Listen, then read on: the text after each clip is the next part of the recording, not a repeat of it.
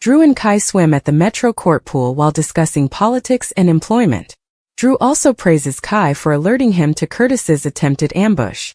Kai confesses he battled with telling him that, but he couldn't allow Trina's parents drag him into something he didn't do. Drew appreciates it and has devised a plan to stop Curtis. He only hopes it works. Drew warns Kai that Trina may discover he tipped him off, and he will do everything he can to keep his name out of it. Kai believes that if the circumstance arises, he will have to accept responsibility for his actions and face the consequences. Felicia notifies Curtis at Aurora that Jacinda has agreed to speak with him and will fly back within 24 hours. She will notify him when her plane lands. Felicia believes it would be simpler to speak with Jacinda over the phone, but Curtis believes her tale will be more impactful in person. Jordan enters as Felicia exits. Curtis informs her about the latest developments regarding Jacinda. He also wants to explain what she walked into the other day. Jordan knows Portia was telling her to remain out of their marriage, and she's correct. She never intended to cause trouble for him or his marriage. Curtis claims this is not her fault, and she did not deserve what Portia did to her. Jordan believes that before things grow worse, she should do the right thing and remove herself from his life. She says she needs to avoid him outside of work and family. Curtis recognizes that he hasn't treated her or Portia fairly, and refers to her as a class act. She says she'll be pulling for him to defeat Drew and leaves. They both appear hurt as she walks away. Ava and Trina wander around the gallery's exhibit. Trina is astounded that Ava got everything hung, especially since their guy dumped her. Ava admits she got help from a pal, Cody. Ava inquires as to whether Trina's parents would be arriving tonight, and Trina guesses that if they are, they will do so separately because they are avoiding each other. Their talk shifts to Kai, and Trina exclaims about how delighted she is. Even if they disagree, they can still respect and support one another. Ava believes she and Rick can learn something from them, and reveals they had a minor fight.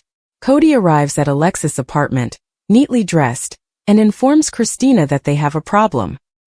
He informs her that he moved in for a kiss with Ava, which she didn't like, and slaps him.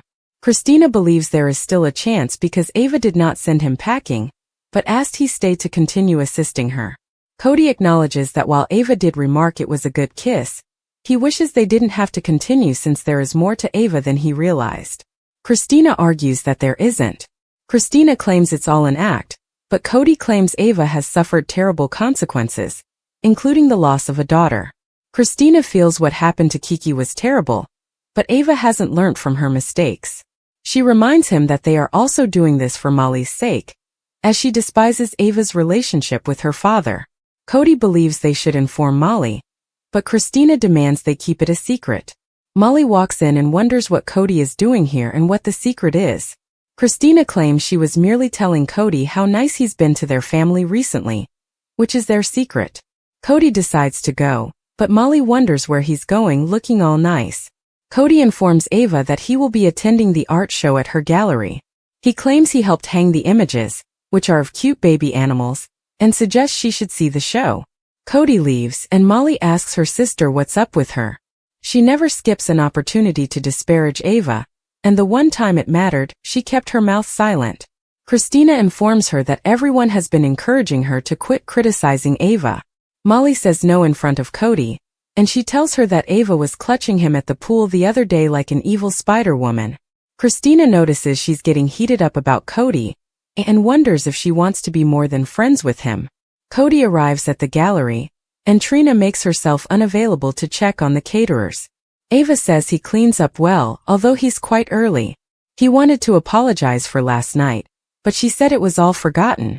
He helps her lift some boxes while flirting with her. Rick meets Liz at the hospital and apologizes for his absence on the 4th. He asks if she has any plans for tonight. She does. She is going to the Joel Sartor show.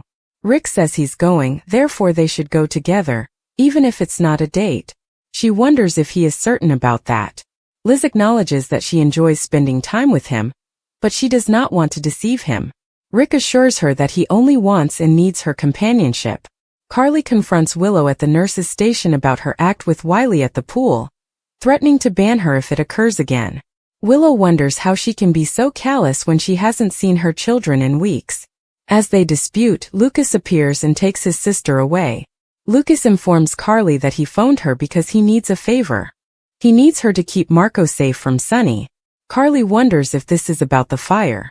Lucas is concerned that Sunny suspects Sidwell of the fire, and since Christina was caught in it, Sunny may pursue Marco. He believes Marco is not involved in any legal matters, and he has grown to care deeply about him. He asks Carly to talk to Sunny because if he goes after Marco, it would start a conflict that will harm everyone.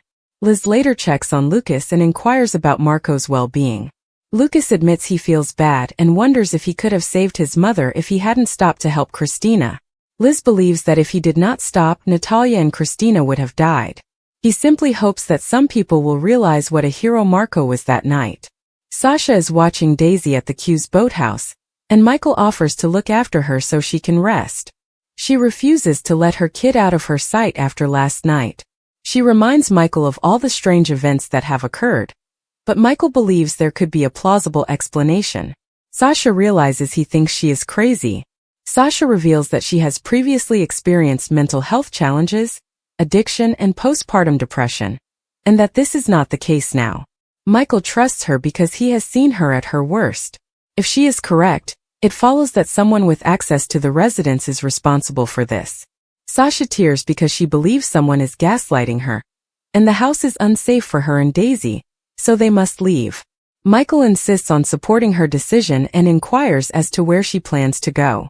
She believes her only option is to leave Port Charles. Sunny declares war at Sunny's. Jason informs him that Selena's 2 colleagues who caused the fire have just been rescued from the port. Sunny and Jason concur that this feels like a setup, and Sidwell was the mastermind behind the fire. Sunny claims Sidwell must answer for almost murdering his daughter. Jason notices something worrying him because the firebomb at the penthouse did not appear to be the same person as Charlie's. Charlie's employment was not as technologically advanced as the penthouse. According to Sunny, this indicates their family faces 2 threats. Their conversation shifts to Natalia's overdose, and Turner pursues him. Turner, according to Sunny, feels bad over causing Natalia's death. Jason inquires as to his emotional state. Sunny wishes things had turned out differently for Natalia, who appeared to be in love with him. Sunny tells Jason that he must leave deception and convey a message to Sidwell. "You come after my child, your child will pay." This is bad news for Marco. Willow returns to the pool, kisses Drew and welcomes him home. She hopes Kai does not mind her taking her fiancé. Kai has to go, and Drew is overjoyed to see her. Willow says he should enjoy it while it lasts, as Carly has threatened to ban her from the pool. Willow tells him what happened, and while he supports her, he warns her that they must give Michael ammunition for the visitation hearing. He predicts they will be granted visitation and, eventually, complete custody. Willow explains that in the meantime, Michael has their children and Daisy, and her arms are empty. In the final moments of the show, Lucas asks Liz how her encounter with Rick went. She tells him that Rick recommended they go to Ava's show together. Lucas describes Rick as the messiest man in the world for dating Ava while driving her to her event. Liz says she made it clear that they were simply friends, and tonight will be his first test of respecting her boundaries. Lucas warns that if he does not pass, he will have to answer to Aunt Ava. Rick arrives at the gallery bringing flowers for Ava. Trina immerses them in water, and Rick hands Ava the card that was with the flowers. Alexis has made a big investment in their finances, and he regrets the fight. Cody observes them flirting from the background and appears to be hurt. Molly claims at home that she has no interest in Cody, and simply does not want Ava to devour him alive. She wonders how he became engaged with that woman in the first place. Felicia informs Curtis at his office that Jacinda did not board the plane and has already left her residence. She's nowhere to be found. It appears she got cold feet and split. Kai appears at the door as Curtis complains that Drew was to blame, and that he has no idea how he learned about his scheme. Drew tells Willow at the pool how wonderful she is, how sad he is for what is happening to her, and how excited he is to marry her. She is thrilled to marry him and adores him. They kiss. Sasha informs Michael that something is wrong and she needs to safeguard her child. He asks, "By uprooting your life and abandoning all your friends and family?" Sasha understands that it may appear insane, but in order to protect Daisy, she must flee and hide. Michael says he cannot allow her do it. Jason tells Sunny that he has made preparations for Marco, and that all he needs to do now is speak the word, and the plan will go into effect. Sunny greets Carly and inquires as to her purpose for visiting. She tells him, to prevent another one of our children from being killed. At the next general hospital, Michael refuses to allow Sasha and Daisy leave. Curtis informs Kai that he is meddling in issues he does not comprehend. Stella advises Portia that she and Curtis should remember what they mean to one another. With Lucas by his side, Marco informs reporters that if they continue to harass him, he will take legal action. Carly informs Sunny that if he escalates this, he puts everyone in danger. Drew meets with someone and says, "You mentioned you had something for me." The General Hospital recap for Tuesday, July 8th, suggests that Willow Tate's Daisy Gilmore stalker scheme was discovered, while Cody Bell kissed Ava Jerome. At the Quartermain estate, Sasha Gilmore Corbin checked Daisy's empty cot and informed Michael Corinthos that their daughter had been gone. Outside the boathouse, Giovanni Gio Palmieri happened across Brooke Lynn Quartermain and Lulu Spencer's furious exchange. Lulu accused Brooke Lynn of ensuring that Rocco Falconeri discovered that he was carried as a baby by someone else, but Brooke Lynn quickly defended herself. Gio, on the other hand, was enraged by Brooke Lynn's treatment of Rocco and concluded that he was correct in pushing BLQ away. After admitting that coming there tonight was a mistake, Gio insisted that it would not be repeated. On Tuesday's GH episode, Jason Morgan visited Rocco's residence because the kid had questions about Britt Westbourne. Lulu and Dante Falconeri clearly despised Britt, so Rocco sought Jason's opinion, as he knew her and clearly cared for her. Jason confessed he believed Britt changed near the end of her life. Although Britt understood taking the embryo was wrong, Jason suggested it would be difficult for her to give up Rocco because she loved him. Rocco admitted that he would not have been born if Britt hadn't existed, and he appreciated Jason's perspective on her. When Lulu returned home, she encountered Jason outdoors and questioned him. Jason revealed that he had told Rocco the truth about Britt, therefore Lulu was not pleased that he shared his experience with her. At Winmere, Marco Rios blamed himself for Natalia Ramirez's death, but Jen Sidwell blamed Sonny Corinthos and promised not to let him get away with it. Marco corrected Sidwell, emphasizing that they would ensure it, indicating that they were clearly working together on this. At the gallery, Nina Reeves met Ava, who complained about Rick lying and going behind her back to see Elizabeth Baldwin. Although Nina believed Ava deserved better than Rick, Ava was hesitant to leave him. Rick interrupted Elizabeth's girls' night out with Portia Robinson at the Metro Court pool and invited her to the symphony. Liz made it obvious when Rick departed that she was not going to get back together with him, but Portia wasn't convinced. Rick went to the gallery and grumbled about the pricey new lights Ava had put. It had resulted in withdrawn accounts linked to their blackmail money, so he was afraid about raising red flags and ending up in prison. Ava minimized the issue and eventually confronted Rick for lying to her about his whereabouts recently. Rick claimed he was only bringing Liz juice during her rehabilitation, and pretended he didn't tell Ava because she would overreact. Rick left after Cody arrived to help with the art installations for the new exhibit. Cody ended up kissing Ava when they were alone, but she eventually pushed away and became flustered. After giving Cody a half-hearted smack, Ava stated that it will never happen again. Cody stated he misread the signage and offered to go, but Ava persuaded him to stay because they needed to complete this exhibit. Back with Rick, he stopped by Alexis Davis's house to discuss business, but when he saw Christina Corinthos Davis, he backed away and left. At the PCPD, Max Scorpio attempted to steer Molly Lansing Davis toward single Cody, but Felicia Scorpio apologized for his matchmaking efforts.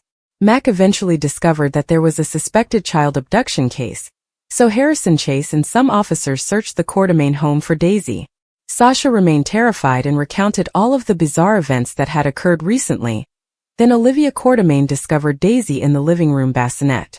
That news alarmed Sasha, who insisted she had previously checked there. Sasha was adamant that she would not misplace her own kid. Olivia privately expressed her concerns to Michael regarding Sasha's possible postpartum difficulties. Chase also expressed concern to Michael that Sasha was imagining things and endangering the baby. Nina was at Metro Court, wondering where Willow was due to her late arrival. Willow texted about traffic and eventually arrived, but Nina was perplexed as to which road she used because she herself had no problems. Willow made more explanations, but a flashback revealed where she had been earlier. Willow was seen taking Daisy out of her cot and insisting on going for a short walk.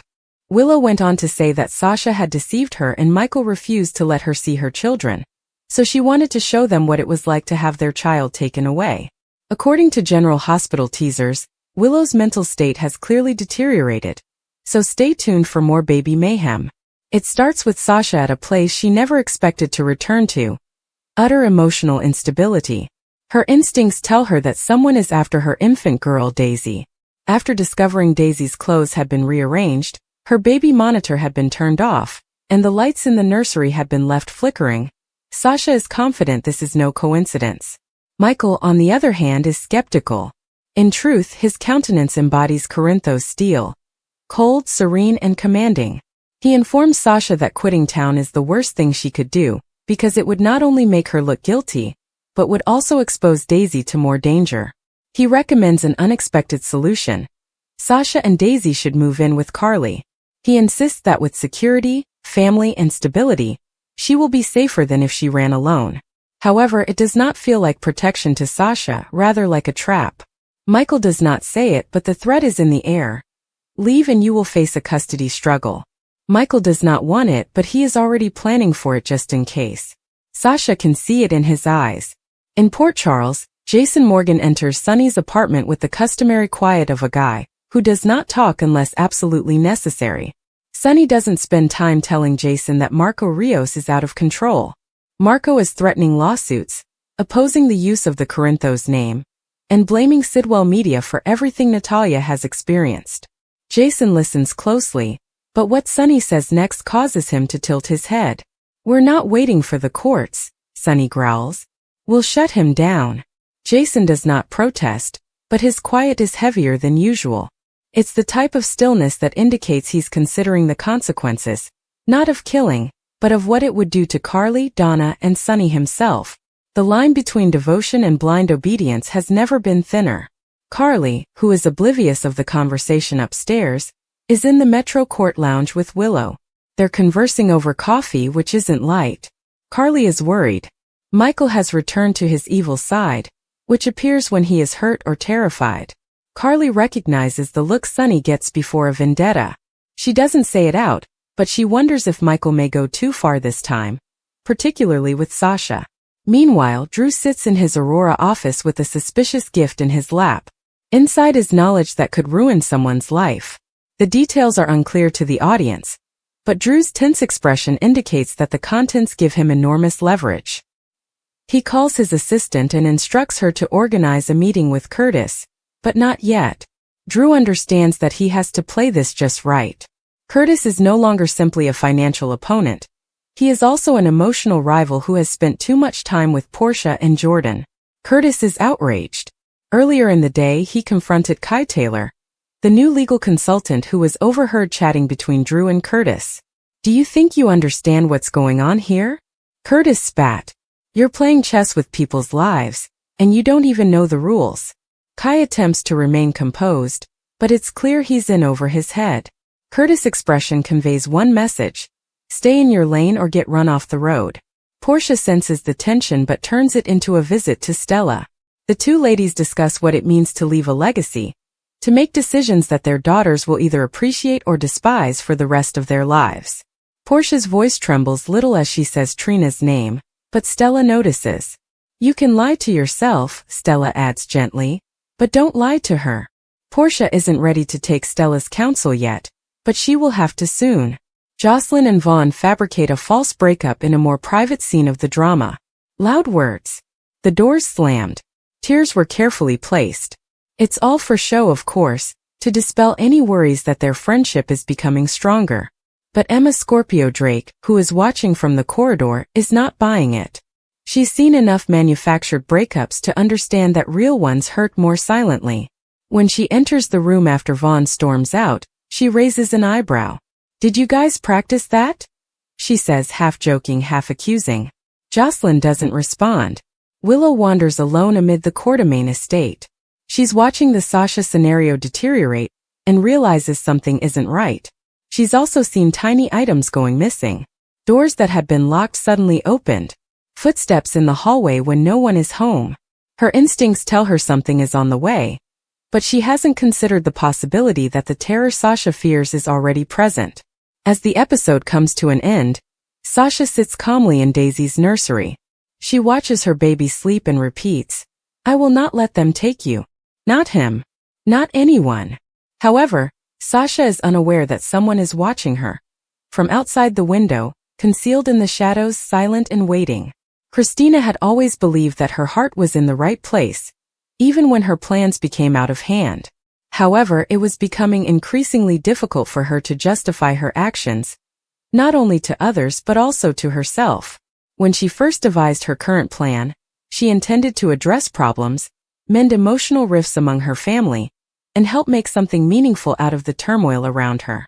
However, as the consequences unfolds, Christina realizes that good intentions may not always result in good outcomes. It began with a vision. Christina wanted to bring people together, especially her family. Tensions between Sonny and his children have been simmering for several months. Michael's hostility, Dante's conflicting loyalties, and even Avery's developing confusion weighed heavily on her. In her opinion, organizing a family-centered charity event that coincided with her youth center would be the ideal solution. Perhaps if she could rally them all around a single objective, it might help to heal the wounds. Perhaps it would return everyone to the same orbit. But when she tried to manage individuals instead of asking for their permission, everything began to unravel. She pulled threads, dropped names, and attempted to guilt her siblings into participation, all while ignoring the fact that individuals were coping with their own lives and grief. Christina had failed to realize how her controlling attitude could drive the individuals she was attempting to help further away. She felt she was helping. However, in actuality she was manipulating. Molly was the first to call her out. Christina utilized the surrogate pregnancy as a feel-good tale centerpiece in the fundraiser's media campaign without Molly's approval, and things quickly turned frosty. Christina's attempt to highlight their journey together came out as exploiting a highly personal occasion. Molly, who had already been treading on emotional eggshells, perceived it as a betrayal of trust. She did not lash out immediately away, but their quiet spoke volumes. Christina felt it. Then followed the fallout with Sonny. He had agreed to help fund the event and even permitted his name to be used, but he did not enjoy being caught off guard when the event's topic shifted to pushing for criminal justice reform. Christina had hoped it would be an effective approach to recognize her father's past while emphasizing repentance. Sonny viewed it as a public trial disguised as charity. The old scars reappeared, and Christina's approach appeared to aggravate the situation rather than cure it. Michael, meantime, was attempting to remain neutral, but Christina's frequent texts and pressure to give a statement about family loyalty irritated him. He already had too much on his plate, including the custody agreement with Willow, and keeping the kids safe from Sonny's unpredictable behavior. Christina had no idea how stressed Michael was already, and when she made a snarky remark about him needing to step up for the family, it caused him to back down instead. In the midst of all this, Sasha was getting ready to depart Port Charles. Her decision was not dramatic. It wasn't an escape or a desperate dash, but rather the quiet awareness that her healing journey couldn't continue in the same place where so much had gone wrong. Sasha has lost a lot here. Her child. Her marriage. She has her own sense of self. Even though she had rediscovered pieces of herself, with Cody's assistance, therapy, and her own quiet fortitude, the air in Port Charles remained oppressive. Every hallway in the hospital, every park bench, and every store display seemed to reverberate with memories she would rather forget. Christina didn't see it coming. She and Sasha had recently become closer, especially after the surrogate pregnancy began. Sasha had been an unexpected source of comfort, always calm and attentive, imparting counsel without judgment. Christina wondered if Sasha had found her place again. A new chapter in Port Charles, possibly with Cody. But Sasha knew better. She required a complete restart. A different city, a blank slate. Somewhere she wasn't the widow, addict, or victim. Somewhere she could simply be Sasha. She relayed the news to Christina during one of the youth center sessions. Sasha did not want to make it a big deal. She simply stated it, clear and honest, with a hopeful smile that didn't quite reach her eyes. Christina laughed at first, assuming it was a joke. When she realized Sasha meant it, her heart fell. Christina was without a strategy or a quick cure for the first time in weeks. She simply sat with it, startled. "Why now?" she asked. Sasha simply stated, "Because if I don't go now, I never will." The following days were filled with awkward tension. Christina attempted to be helpful, but she couldn't help but incorporate guilt trips into their chats, giving Sasha last-minute event positions, suggesting she could work with the center remotely, and even begging her to consider staying until the next quarter. Sasha stayed soft yet strong. As word spread, more began to join in. Cody was torn, clearly battling to maintain his composure. His feelings for Sasha had grown stronger, but he had not expressed them in a way that would convince her to stay. Maxie supported Sasha's decision, but she was also shaken. They had all relied on Sasha more than they thought. Her departure forced them to confront their own sense of stability, or lack thereof. Christina saw Sasha's decision as the ultimate proof that her plan had failed. What began as a mission to unite and inspire has unfortunately resulted in further confusion and separation. And as much as she wanted to blame others, she couldn't avoid the truth. She had caused a lot of this by pushing too hard and listening too little. Christina sat on the stage stairs alone one evening in the youth center, replaying everything in her head. Silent feuds. The broken trust. Sasha said goodbye. Her chest hurt with remorse, sadness, and a rising sense of humility. Perhaps she wasn't the fixer she imagined she was. Maybe her role was not to heal everyone, but to support them while they completed the work themselves. The next morning, she arrived at Molly's flat uninvited. There's no speech. There's no agenda. Only an apology. Molly did not answer immediately, but she did not close the door either. Christina believed that was a start. Later, she met Sasha at the cafe. The goodbye was bittersweet. No begging. No guilt. Just gratitude. Sasha promised to keep in touch, and Christina finally meant it when she said, "I'll miss you, but I understand." As the plane carrying Sasha lifted off later that week, Christina stood on the rooftop of the Metro Court, watching the sky. Her plans had backfired. Her project had cracks. But somehow, through the mistakes and the mess, she had grown a little. Maybe that was the point. Christina lingered on the rooftop as the sun set behind the Port Charles skyline, allowing the wind to blow through her hair and the weight of the past few weeks to rest harder on her shoulders. It wasn't simply Sasha's departure. It was the entire situation disintegrating simultaneously. The loss of control, the revelation that even the best intentions may be detrimental, and the understanding that sometimes stopping still and listening was more important than moving quickly and mending everything. She recalled Sasha's parting words. "You have a large heart, Christina. Just be careful not to suffocate somebody with it." That stayed with her. More than she intended. She knew deep down that Sasha was right. Christina had always aspired to love deeply, protect fiercely, and foster harmony. However, in doing so, she frequently overlooked the fact that people needed to make their own decisions, experience their own sorrow, and learn for themselves. That night, she returned to the youth center not to create another plan, but to clean up, to quietly reflect and be present. And for the first time in a long time, Christina wasn't plotting. She was learning. That was enough for now.